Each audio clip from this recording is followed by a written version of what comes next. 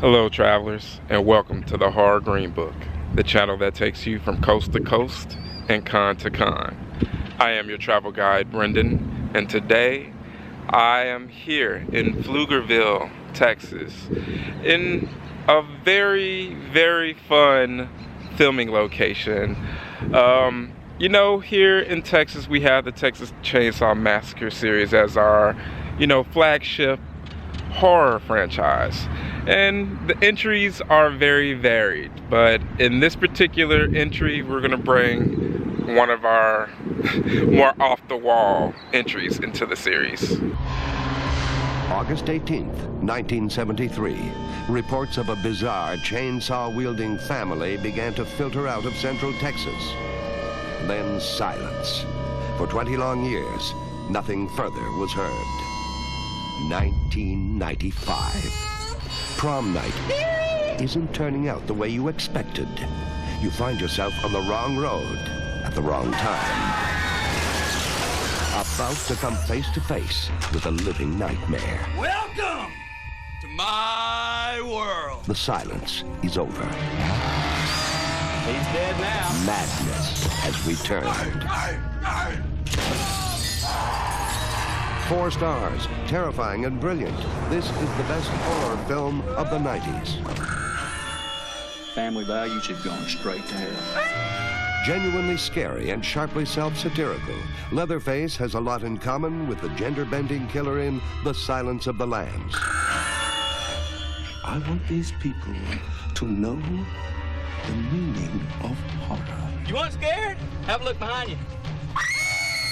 A long night, boys. I could use a little action. The return of the Texas Chainsaw Massacre.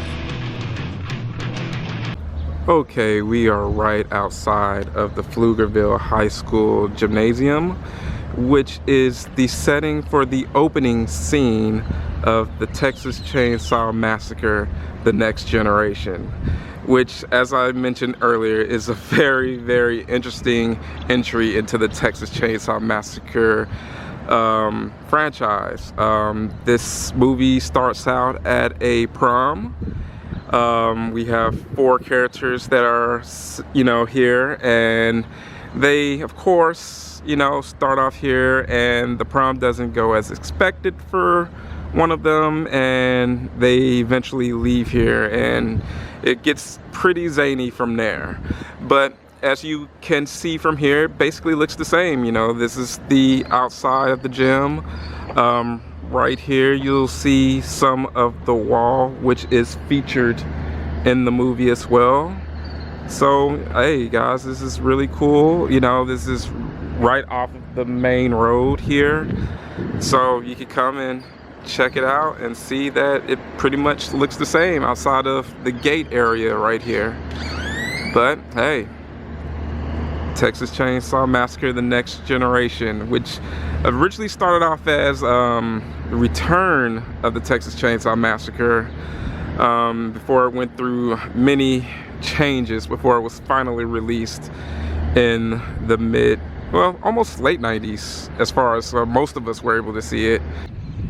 Yeah, it's so cool to actually be at this particular spot. I mean, just to think that, Oscar winners such as Renee Zellweger and Matthew McConaughey are involved with this actual film, and it's a very dope story how, they were, young actors getting their start in the business. The year before, they were in Dazed and Confused, which is another Austin area film, very legendary.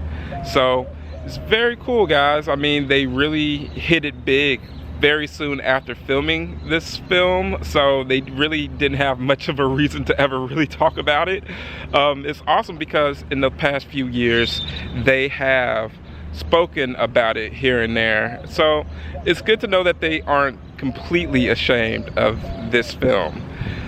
even though, you know, a lot of other people probably would, and probably for a few years they may have been really embarrassed about it. It was very low budget, so we all shared a tiny Winnebago that the producer of the film, it belonged to him, it was his personal camper.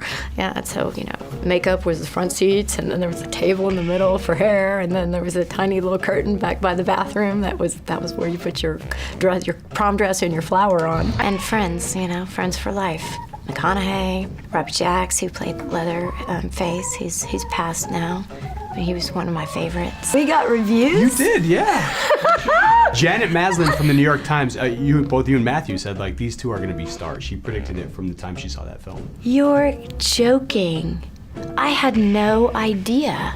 Wow, what a fun thing to learn on this nice Monday. I was so grateful, and I was so excited, because I had done a little bit here, a little bit there, but no one had ever trusted me with a role before to carry a film. There's been quite a few roles I've had that I was offered or intended to play a different character than I ended up playing. One of them was Texas Chainsaw Massacre, The Next Generation. I had already done Dazed Confused the summer before in Austin, Texas.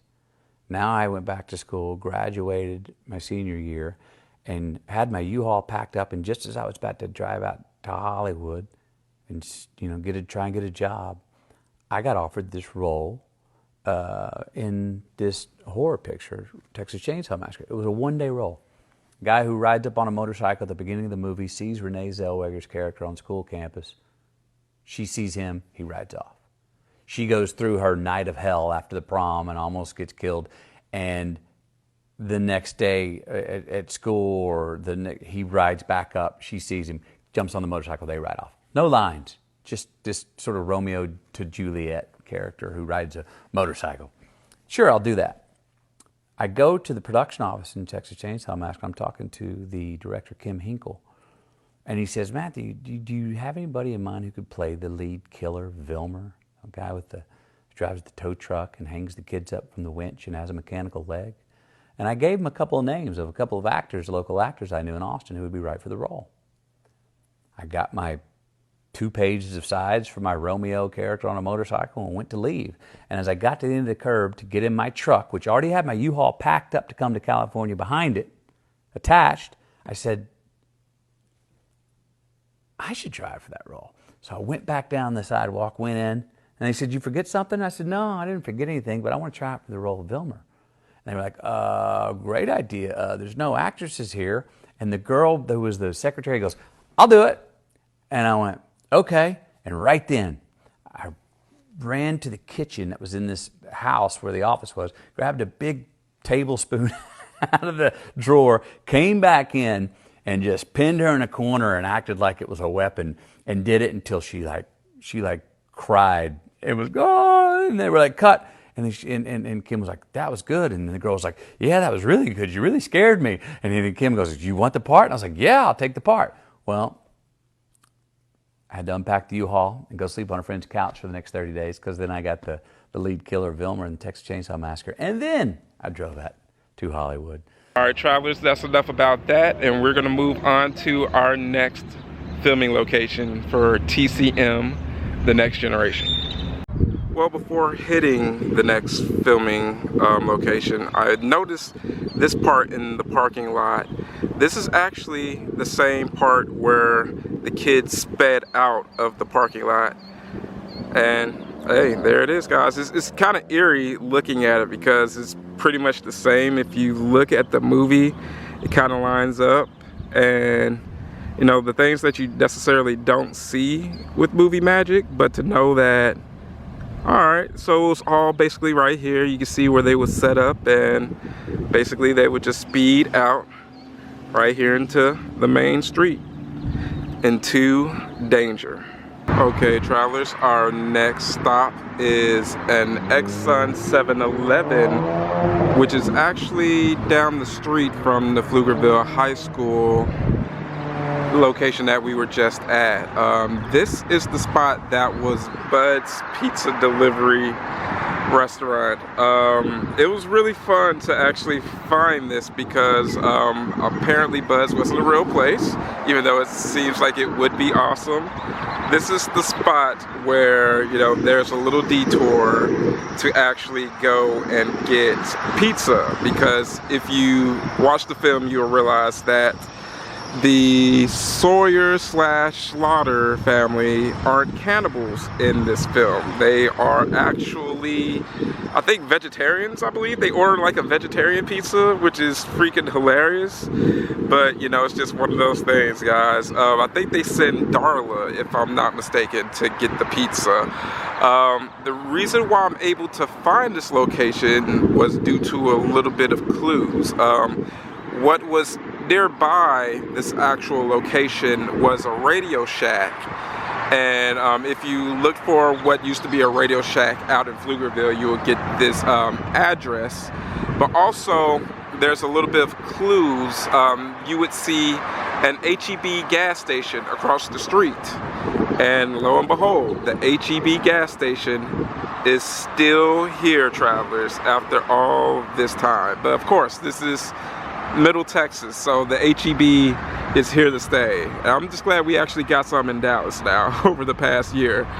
So there you have it, guys. You know, if you want to grab some pizza, it won't be Bud's, it would be 7-Eleven Exxon pizza, but I mean, hey, it's better than nothing, right?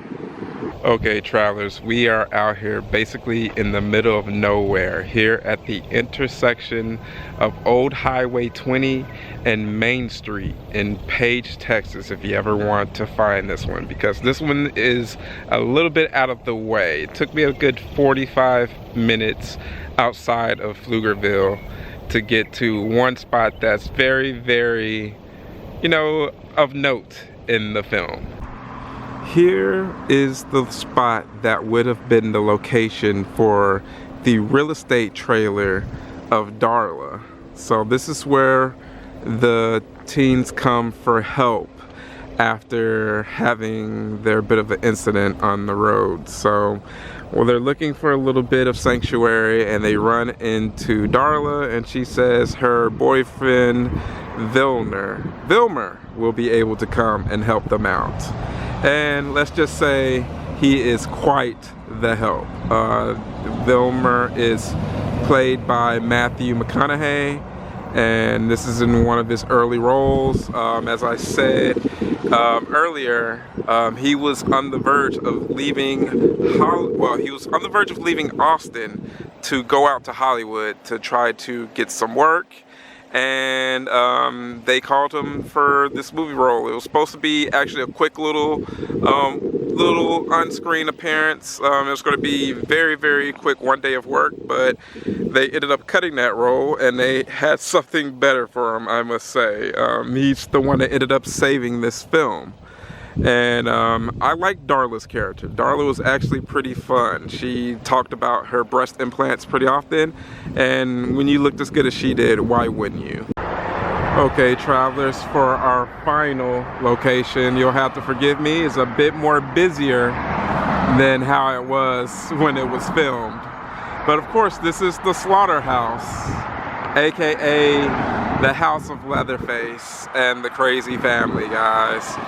This would be it. This is in Pflugerville, as well as some of the other places, and the house looks the same, guys. As you can see, it looks like the house from the original, aside from the porch being flipped on the other side, as opposed to in the original, the porch being on the right hand of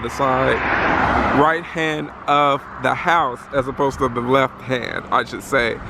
So it's very cool to know this is the spot where you would have Renee Zellweger and Matthew McConaughey running around here. This is where this crazy fever dream of an ending takes place, right here. Man, and that's so cool to see, like with the airplane swooping down and all that stuff. I don't want to give too much away if you haven't seen it, but needless to say, it's very worth seeing for Matthew McConaughey chewing up scenery because man, that's worth the price of admission in itself, man. You see why that guy ended up eventually getting an Oscar. But there you are, guys. You know, Texas Chainsaw Massacre, The Next Generation.